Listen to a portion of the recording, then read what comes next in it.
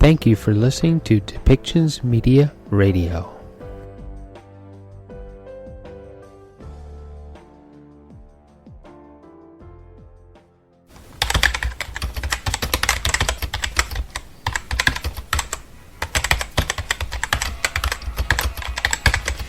Welcome to Policy and Rights, the show about human rights and government policy. Okay, we're recording now. Okay. Good morning, Annie. How are you today? Good morning. I'm good. How are you? So, I want to welcome everybody back to the show. And this is Remembrance Day weekend. So, Annie and I, we're both very much so proponents for global peace. And Annie, you were on one of the boards or something for the Global Peace Alliance, weren't you? Yeah, that's right. Yeah, I'm a member at large with Global Peace Alliance, and we're definitely an organization committed to the eradication of war as a tool, like just completely. So that's something that we really stand strongly by.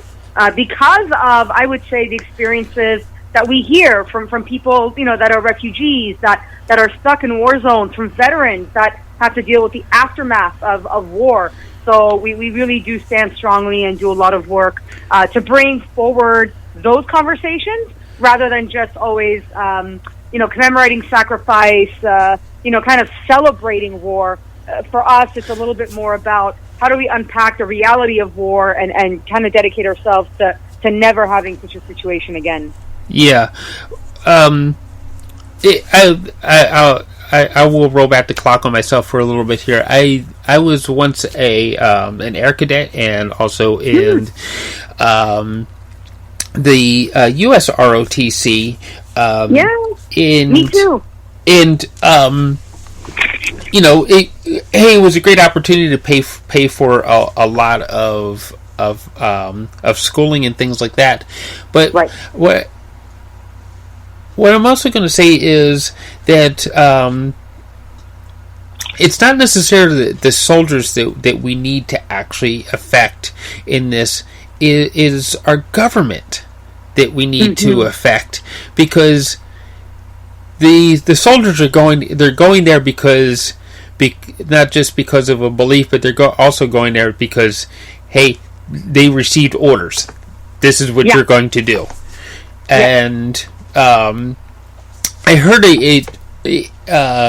what seem to be an urban legend until you actually do some research behind it, that there was a Christmas where during World War I, where two entrenched sides, German and British, actually had a week of peace between the two. They did not fight. They actually celebrated Christmas together. They cooked and ate together. Yeah. Until the generals found out what was going on. Right. And they ordered, the British generals ordered that, hey, this is not a sanctioned ceasefire. You need to open fire on the Germans again.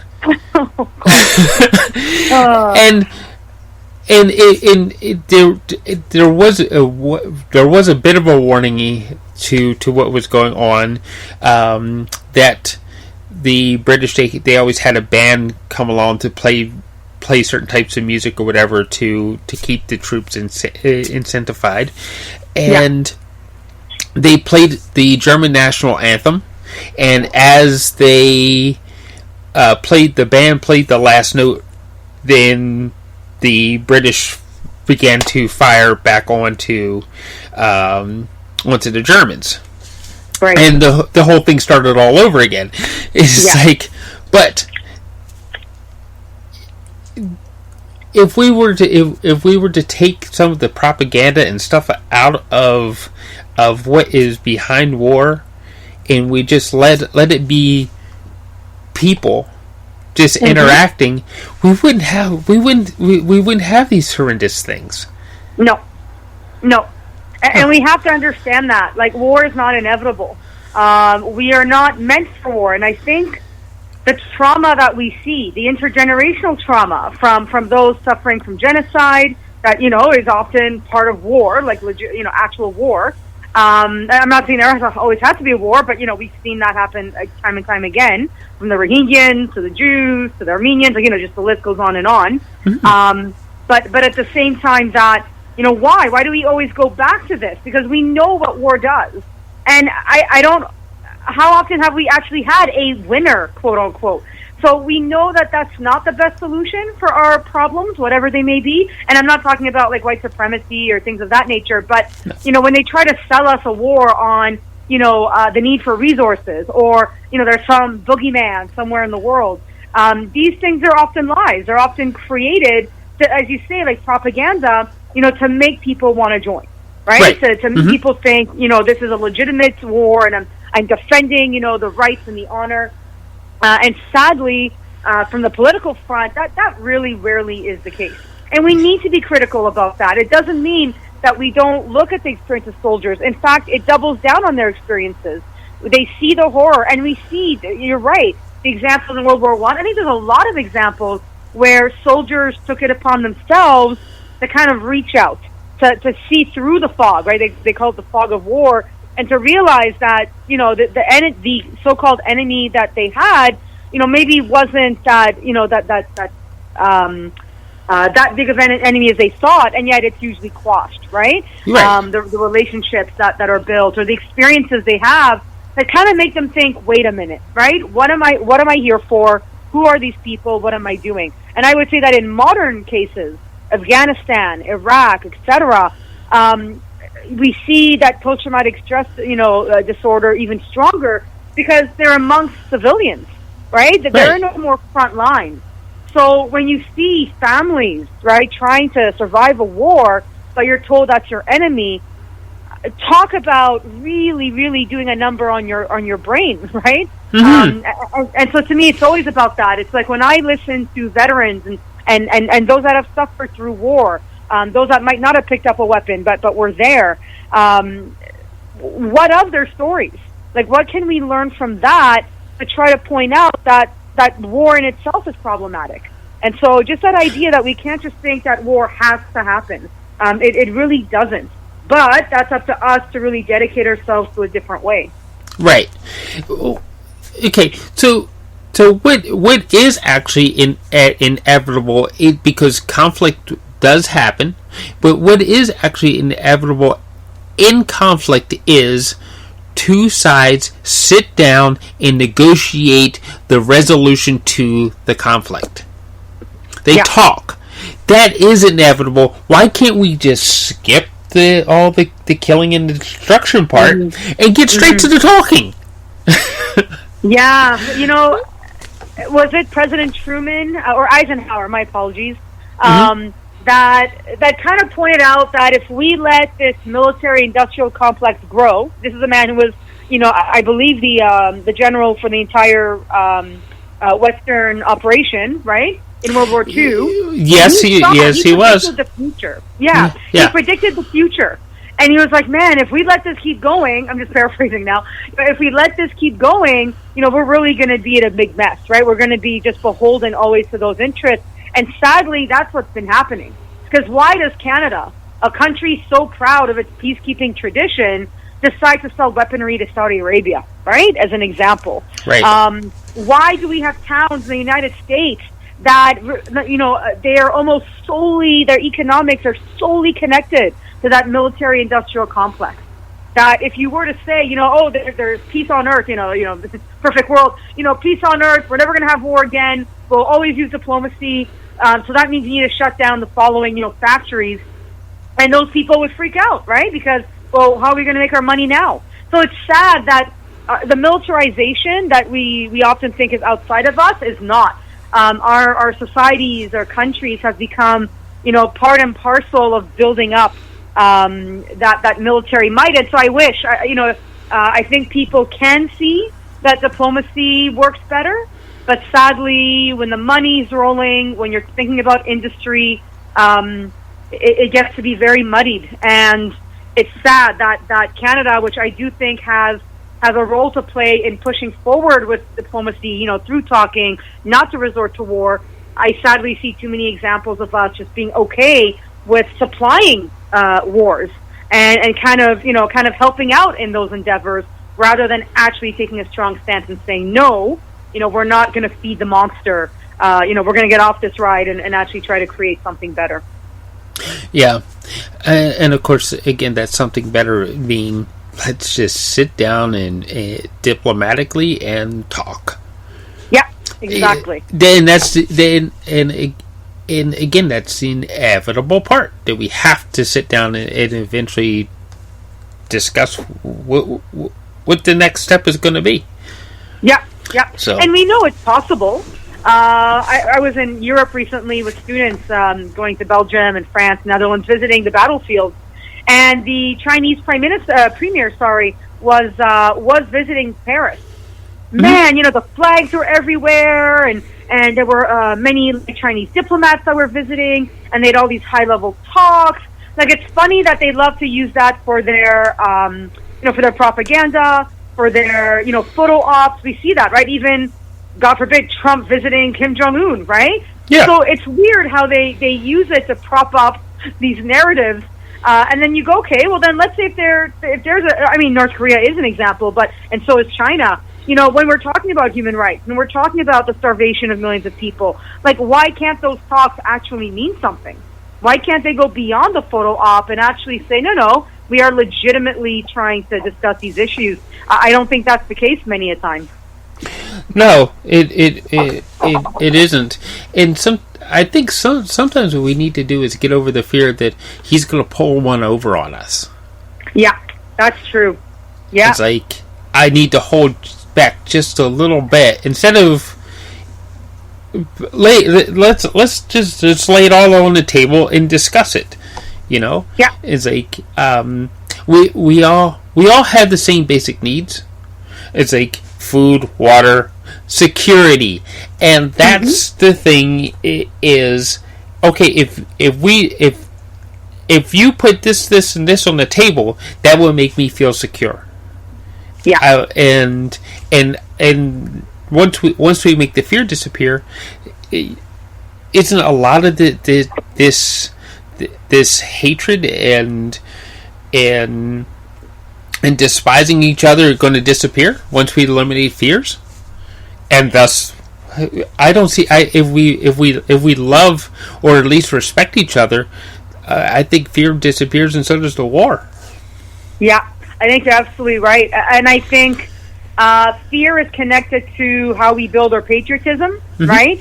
That, especially with the West, we're always right. And we must protect our borders and, what it is to be a Canadian, right? All these things.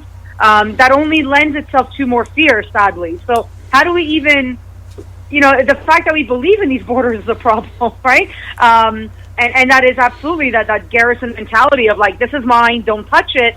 But if we saw each other as equals, if we truly, saw how our resources could be shared, I do think you would avoid a lot of those problems. But sadly, it's changeable. I was reading a quote this morning, and I'm going to say it wrong, but, the absolute divine right of kings used to be the model, right? And nobody thought that was breakable, and yet it did change. So I do hope for a day when we can look beyond, like, this current structure we have, that seems to only perpetuate war because we're constantly fearing about, our so-called borders, right? Which exists on unceded lands, of course. But, this reality of how we create that fear, and we perpetuate that fear, and we just sugarcoat it. And then, it sounds good, it looks good, right? But in fact, it just keeps us in these boxes. Yeah, and I often wonder about something else since you're getting into all these different boxes and things like that, and that try to curb the average person from trying to share information with others around the world. That what things could if we were to eliminate those boxes, what things could we collaboratively fix globally? Yeah. Like our current energy crisis. Yeah. Which which we're going to save part of this conversation for another segment, maybe next week or the week after, about the energy crisis itself, and how, if we really look at it, that there is no crisis. There is abundance of energy. There is a lack of fuel. That's a good point. That's a good point. Yes. And oh my God, yes, yeah. Yeah. We were going to say that for another week. But I will remember that. Though. My goodness, that's such a great point. My goodness, But that lack of fuel, how in our lifetime, because and I've lived a little more than half a decade, and Annie, I know you're not too far behind me on that one. Yeah, I'm almost 4 decades in. yeah, and how many military actions has this lack of fuel caused in our lifetime? It's like. Yeah. And because no, I have to be able to fuel my country's cars. Yeah. And so we go in there and as a country, and we beat up on whoever has the fuel, and we take it from them. It's and I would say, not just the wars that we fought in, but what about the partitions that took place, right? All over the world, especially in the Middle East. That ties directly back to the finding of this oil. So you're right; it's not energy; it's oil, just direct oil. Right. And that's something that if you're from those regions, you know about. But now it's been turned into this idea that those nations, even Africa as a continent, that the nations within Africa, the nations within the Middle East are somehow dangerous and violent, and they're connected to tribalism. But in fact, the root of all that very much goes back to resources being found, to include oil. And we've been, we've been. You want to talk about an addiction? That's an addiction right there. Right, and that inspires fear, and thus military action. I know I'm watering down the word war, but with military action, but because you're right, because it's that word is not used anymore. There's police actions and there's interventions and, the legalese that we've built around how we avoid terms that make us responsible, like genocide, right? My goodness, you have thousands dying, in multiple conflicts, and there they are, the leaders of the world hemming and hawing about what to call it. I think Bill Clinton even apologized at one point when he refused to call Rwanda a genocide. And he had admitted that it was because, there was a legal responsibility there. So, whatever we want to call it, we have to learn as well that just because it's not called a war doesn't mean it's not a war. Yes, and that is actually the point. We have to remember that it is still a war, and that people's lives are in danger, and and sometimes it's not just the soldiers that are in danger, and because we're also in this mechanized age, it's like and they say that this is a better way to eliminate hostile people is with drone strikes.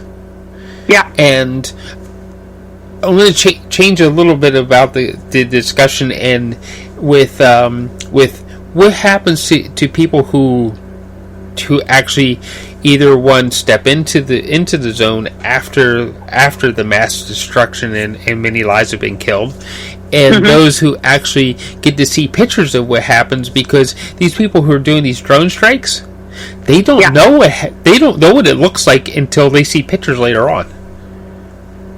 And they're sitting there, what looks like an Xbox situation,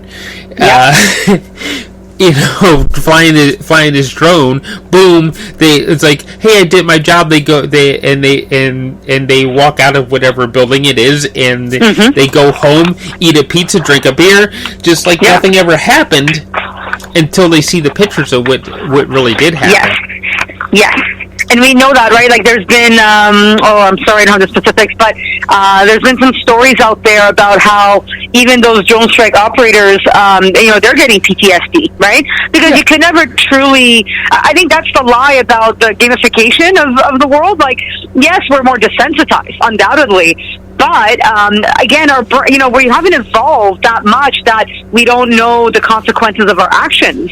So I don't care how many video games you throw at soldiers or drone operators or whatever, the right term is, they will know that what they did had an impact.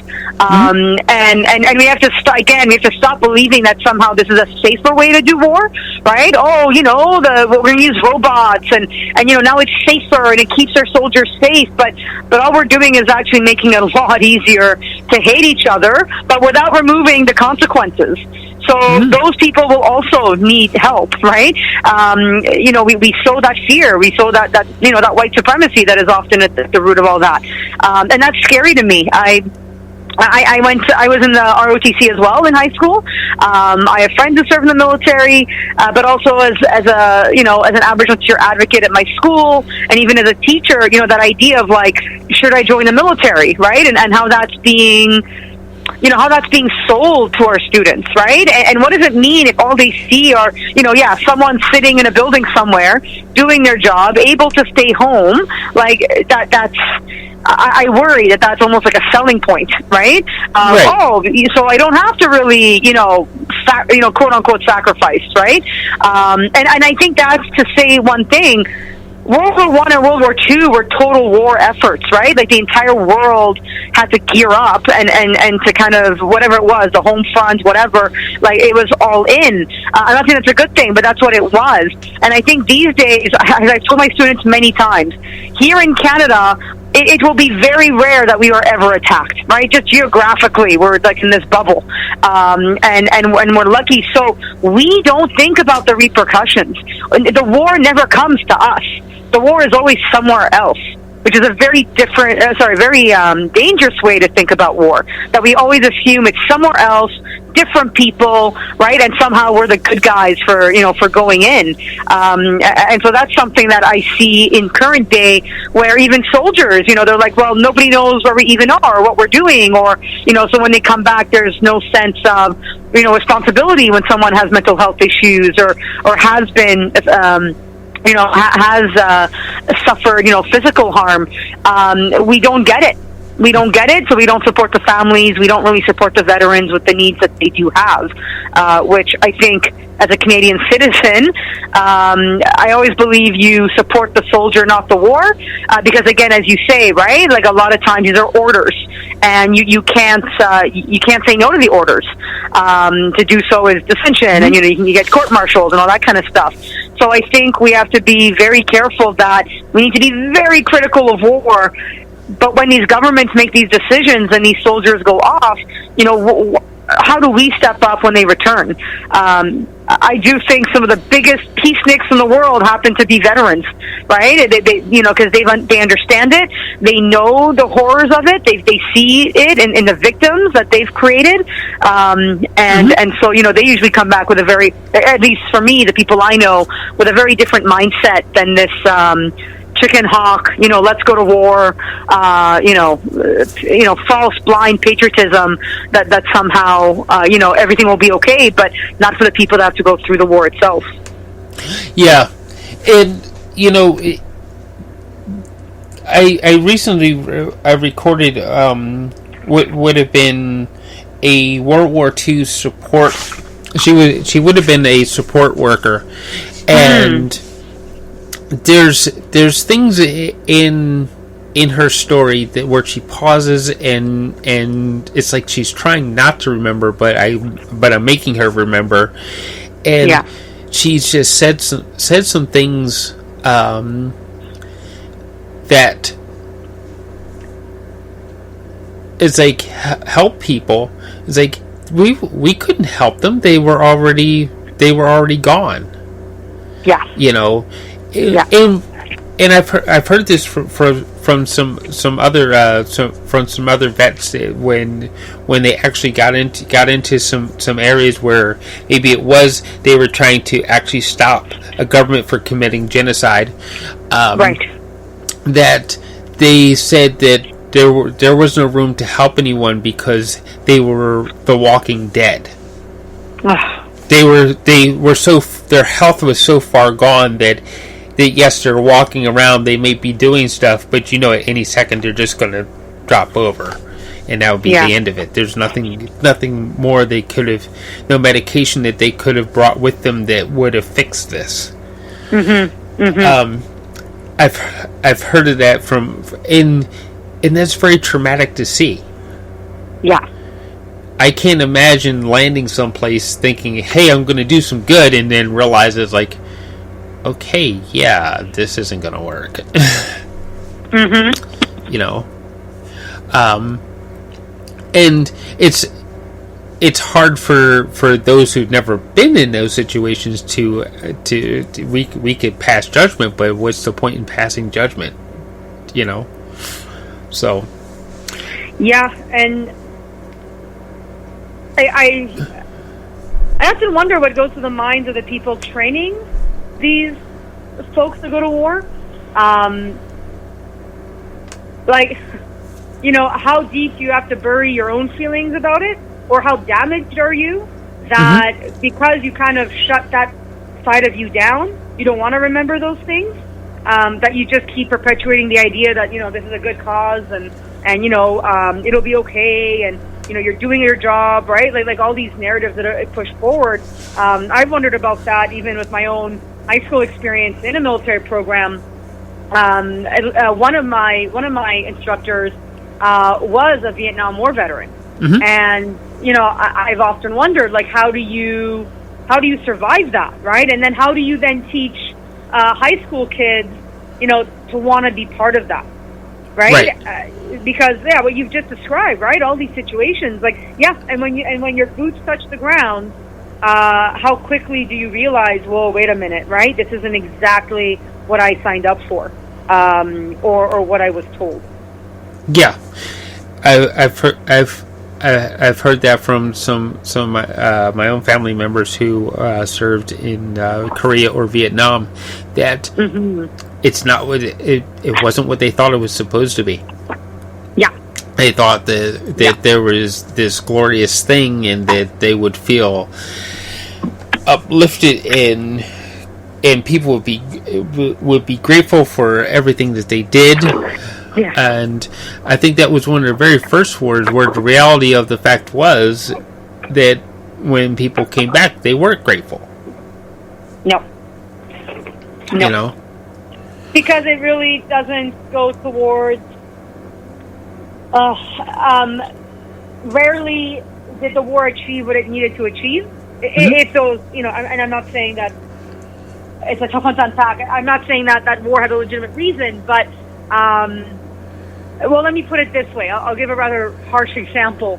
I'm Jewish, right? We always talk about the Holocaust and the fleeing of the concentration camps and what an amazing thing that was. But we know that the American and Canadian government were white supremacists themselves. That they had really no sense of actually saving people. America only entered the war after Pearl Harbor.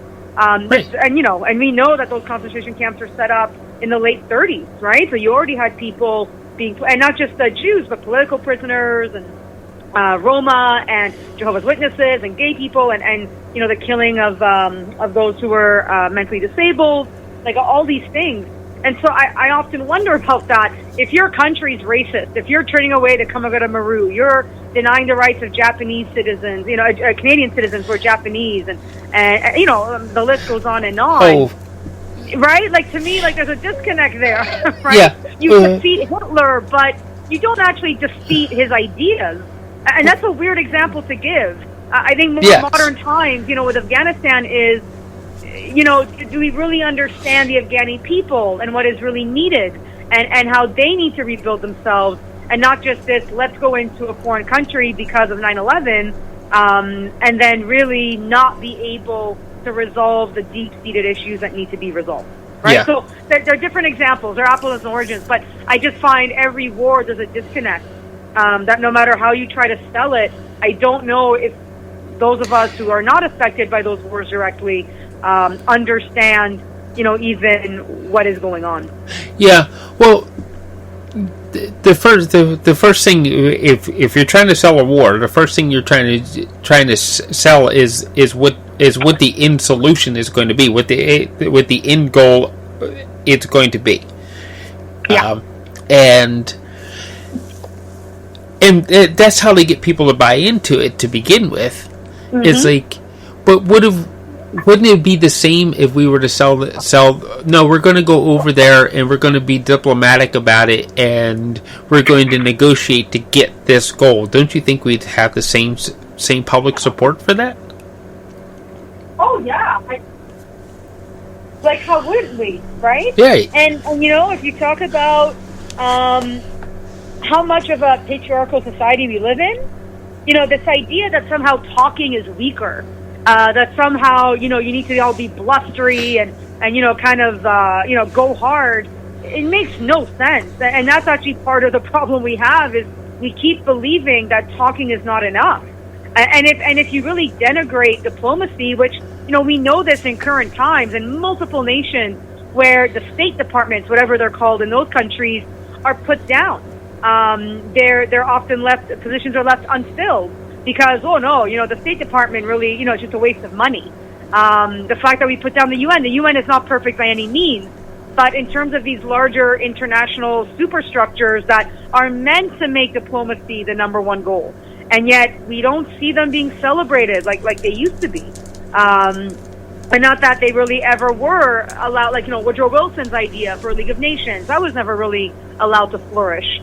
So I would hope that, I'm a teacher. If I teach to this, if I talk about, the art of dialogue and the need to solve issues without violence, one would hope that if you made that at your forefront, that at some point we'd say, well, forget war, right? Let's actually sit down and talk.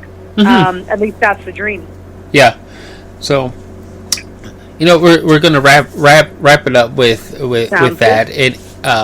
Because we really do need to sit down and just learn to talk and to put hatred aside and to be open and honest about what our fears really are, so that we can have that honest dialogue. And I'm going to close it with a little bit of some things that I recorded from. Her name is Sophie Patakakis, and I recorded some sound bites from her discussing what it was like in Athens, Greece, and Cairo, Egypt during World War II, when she was actually there during occupation, before she actually moved here to Canada. So she was there as a support, and her husband, he was a Morse code translator. I don't know exactly what they called it then, but he did some kind of communications during World War II as which also is support. And what you're going to hear is what happened from all the killing and destruction, that how it traumatized people just coming in later on to clean up and maybe help people rebuild or something like that. So, and maybe we hear enough of these stories, we'll get the idea that we don't want to create more of these stories in people's minds. Absolutely, and just like you sat down with her, and I look forward to hearing what she has to say.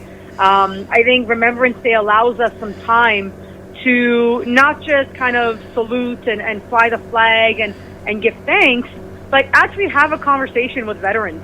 Actually speak to those families who lost people, speak to those who saw their lands occupied, that have or are refugees from current situations, and to really get that dialogue going. So if we want dialogue at the top, if we want dialogue to be the answer to whatever issues might arise, we have got to start with dialogue now, so that we go beyond what the basic kind of remembrance is about. And I think starting from someone like her to those, we have a VP. I have to say, he's German, and he spoke wonderfully during a Remembrance Day ceremonies about how his ancestors, and very direct ancestors, we're not talking a long time ago, right? World War II, World War I, where his family would have been our enemy, right? Like our kids, their family, we were enemies. And he spoke so eloquently about, that hope of making sure that doesn't happen again, of how to grow from that, how to learn from that. And so I really hope that my message to everyone would be, go out there and try to spend some time either with people you know or people you don't know that stand alongside you, the thousands that go to these memorials, and to truly start that dialogue about, how do we honor the sacrifice by preventing future sacrifices. Yes. So thank you for listening today. Thank you, Annie, for another very stimulating conversation. Anytime. And hey, make sure you say hello to, because I know your students are listening. So Yes. So we should give them all a shout out, because I know they're listening to this, because I've met some of your students and they're big fans of yours. Awesome. Yeah, I know. Shout out to Mustang Justice and to all students, right? I think I hope they do kind of take it upon themselves to listen and to go out there and grow, and don't just take my word for it, right? Like just go out there and really experience the world and talk to people that have different experiences, and that's lovely. And I'm their biggest fan too, so it's nice when we can connect that way. Okay, and we're going to end now. Please listen to what Sophie Patakakis has to say, and we'll talk to everybody next week. Bye for now. Bye. Okay, so we're here today with Sophie Patakakis, and just going to ask you a couple questions about things that you did in the past, especially to do with the war. And it'd be World War II, right?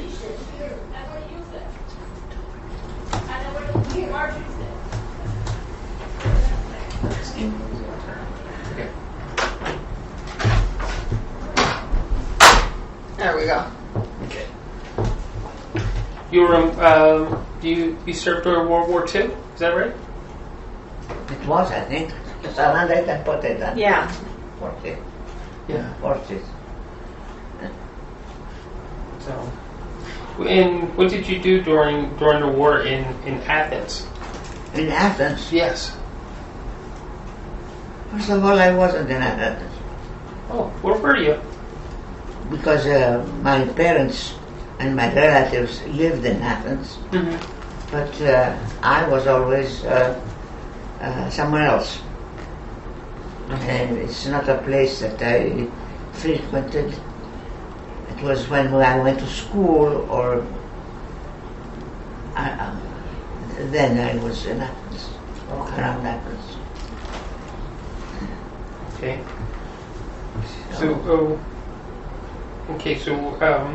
well, let's start with this. Where did you meet your husband? Your husband. Where did you meet your husband? In Egypt. Yeah. What were you doing in Egypt? Well, I was born there, almost born there. Anyway, I went to school there. We lived in that area. A lot of Europeans lived in Egypt or Sudan. They were all scattered all over Africa. And we were mainly living near Greece. Never forgot that we had our own country. Anyway. What were were some of some of your favorite memories of being? Mhm. What were some of your more favorite memories of being in Egypt and growing up there? Oh, there are many. which can I say? Memories. I do have memories, a lot of memories. Yeah. But I can't pick one. There are so many around. Yeah.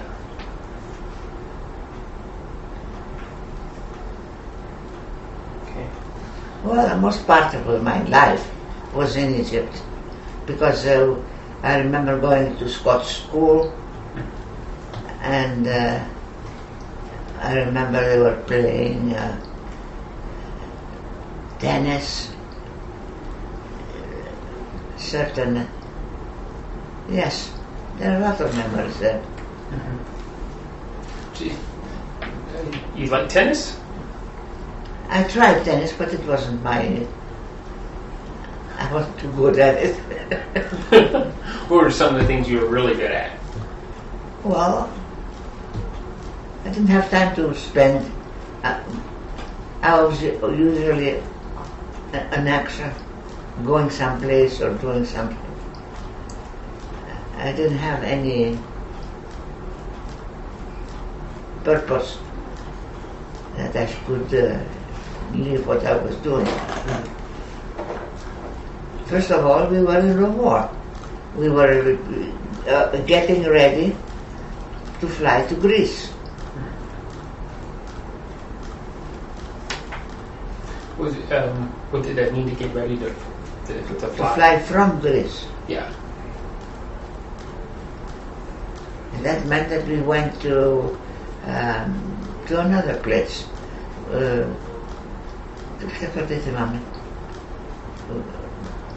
But our station was Greece. No, Egypt. Well, Is that? When you were in Athens, what did you do during the war? Well, during the war, I couldn't be in Athens. I went after the war to Greece. And what did you do for the United Nations? What did I do? Hmm. That's okay. It's good.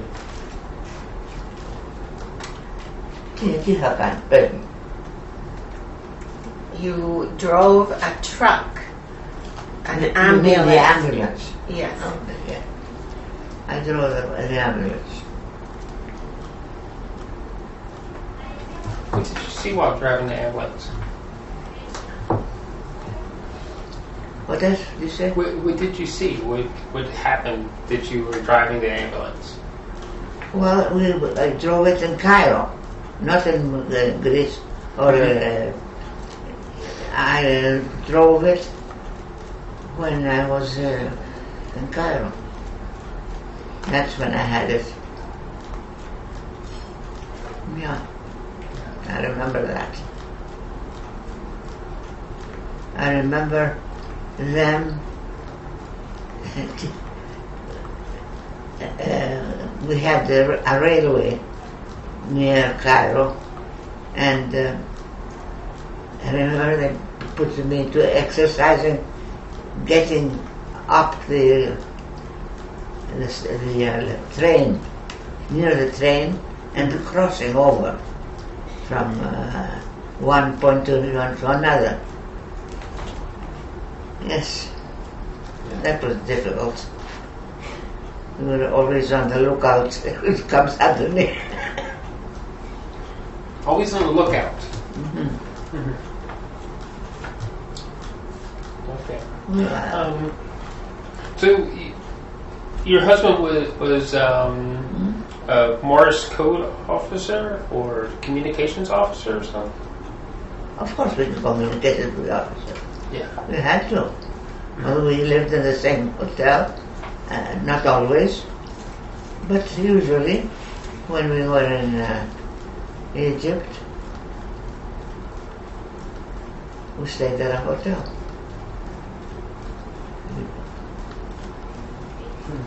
Do you remember the desert that he went to? Yeah. Who can forget? Remember the name? of the desert. Where he was stationed. Oh, It's okay. Was it Alamein? no. Oh. And Alamein was a point that they fought. So he was behind the fighting.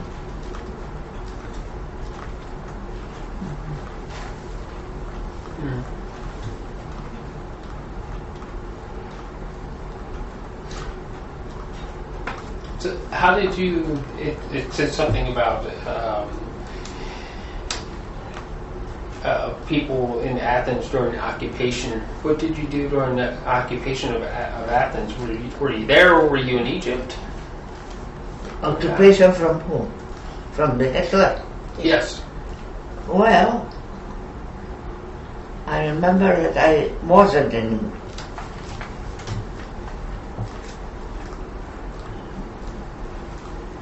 When I was in Athens, I wasn't eager to be there because it was dangerous to be what you are, let's say. And I remember that we never circulated in places where we could be marked. And we didn't have time also to sit around and play.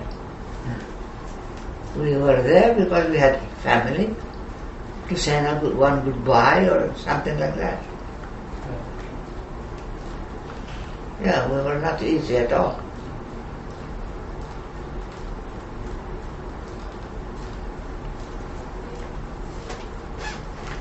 What else do you remember from the occupation? Yeah, it's all right.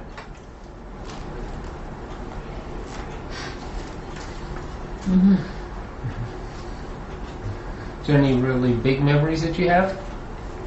Of course, but I cannot place them in a row. Well, just tell us what happened. When? It doesn't. Well, After the war, what after was the it war. like? Yeah. Yeah, after the war. Well, what I remember that was horrible was when we went in Athens, there was a smell of dead, they had killed so many people, so the place was horrible. You could breathe the air of a fight, let's say, of being shot. It was a troublesome year. We didn't really like to be there, but we had to. You were there to help people? First of all, what people are going to help? You can't go and say help people. Even if you were ordered to do it, you can't.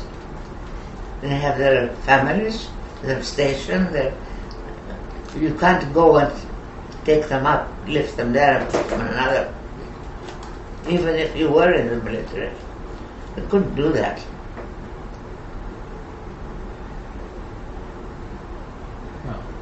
Did they have food and medicine? Or did the United Nations give it to them? To whom? To the people in Athens after the war? After the war was nothing. It's during the war what's going on. Well, Tell Michael about your cousin Ellie. How did she meet her husband? I don't know. I don't remember anymore. Please don't go into family affairs. I don't know. Remember Anyway. Jacques, Yeah, her husband? yeah. How did he meet?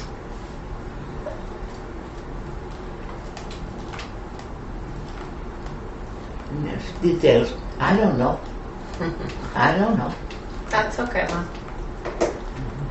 They happened to meet and they got to know each other during those days.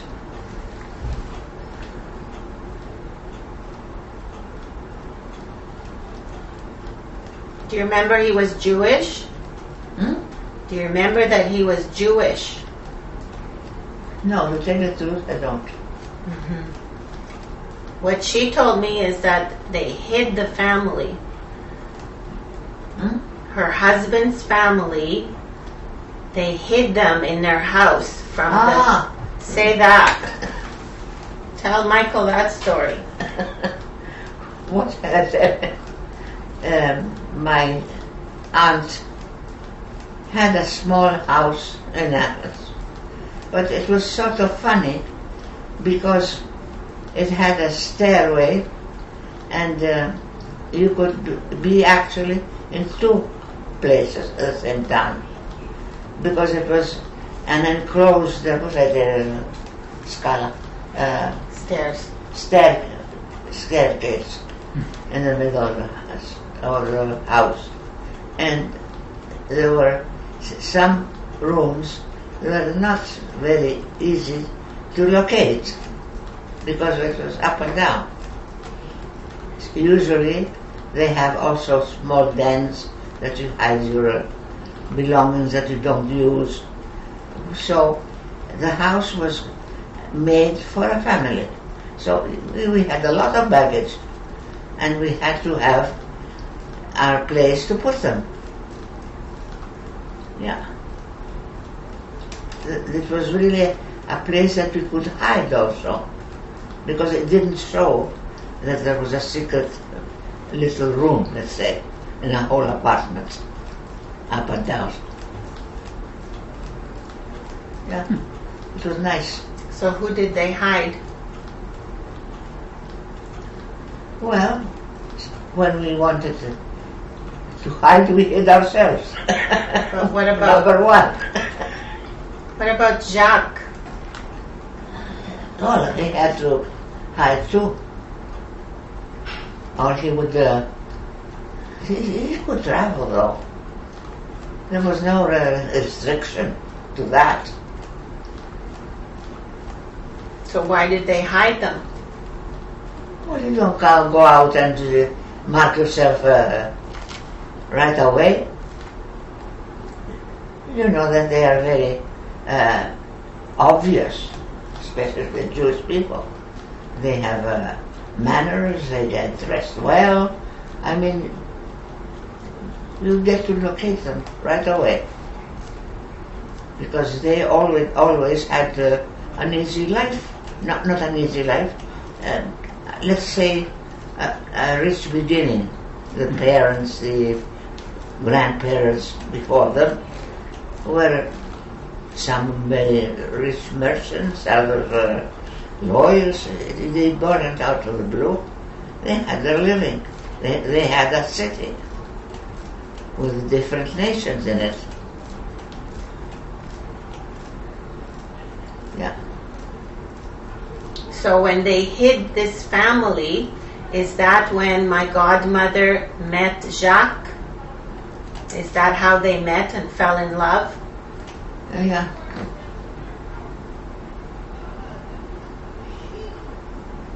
Yes. And not only that, his family came from Salonika to Athens so that they could hide there till they could find a transfer to another place, which is not in war like we were. Yeah.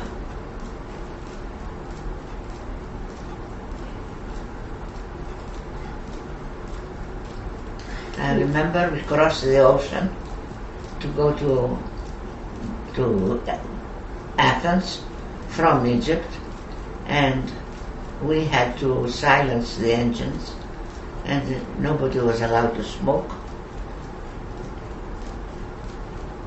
till we passed a little island which was in between Egypt and Greece. So we had to dim the lights. Nobody was allowed to smoke or light a lamp or something. And we sled beside the little island, Greece. With nobody understanding that a boat or a small ship passed them by. Yeah. We had our dangerous moments. Why did you have to slide past them? It was occupied by the Germans? Of course. Oh, okay. When they got to Greece, they started coming and they wouldn't stop. They loved Greece. The Germans. The English also. The Germans, of course.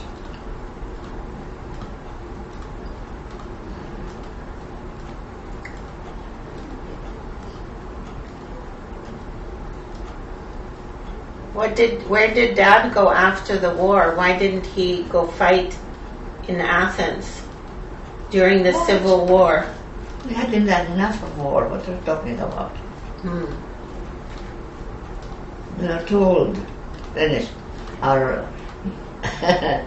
boyish days were over.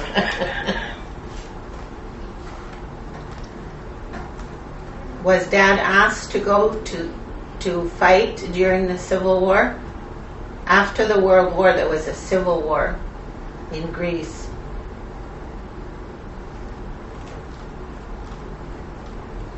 Was I living in Athens then? No, I think you were back in Egypt. You were back in Egypt. But he was asked to go, and he refused. You want to talk about that? No, because I don't really know about it. Okay. Do you know about it? Yes, he didn't want to go back to Greece because he didn't want to fight Greek people. It was a fight between the communists and the king. And the British were backing the king. And Dad did not want to go and kill Greek people. So he refused.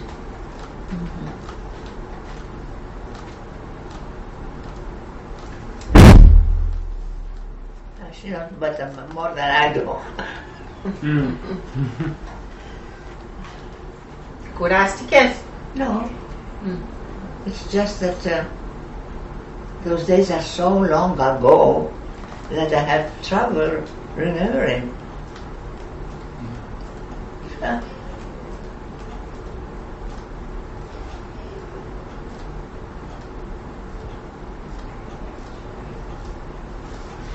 You think you got enough, huh? Yeah, for now. Well, You remembered a lot, Mom. what? You remember. Κάτι όχι κανονικό. Και μια περίεργη μυρωδιά. A strange smell. When we went back to Greece, the Germans had left. We had a strange smell around the city. Well, a lot of people had no homes. A lot of homes were Yes, gone. and they would die in the streets with distended belly because they didn't have to eat. You saw that? I heard about it and I smelled it. No. I didn't see anything because they couldn't leave the people to rot in the streets. They did everything they could to clean up the place. Did they have like places where people could line up and get food? Did they set up tents or hospitals? Nothing like that. No? No. And I wasn't one of the people that had to do that. I don't know. Because I remember you telling me that you had to bring medication and you were in charge of all the supplies and you had to keep track. of where it went and how much you brought at each different station? Oh, she remembered. Oh, and it wasn't a very big job. It was, of course, very careful. Well, you had to be careful too, because people were hungry, there was a lot of poverty, and you were driving by yourself, or did you have somebody with you? I think sometimes you were by yourself. Yeah. Yeah, your dad wasn't with me then.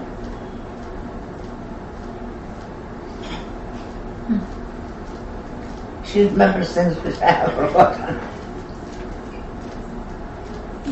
You must have told stories along the way. Yeah.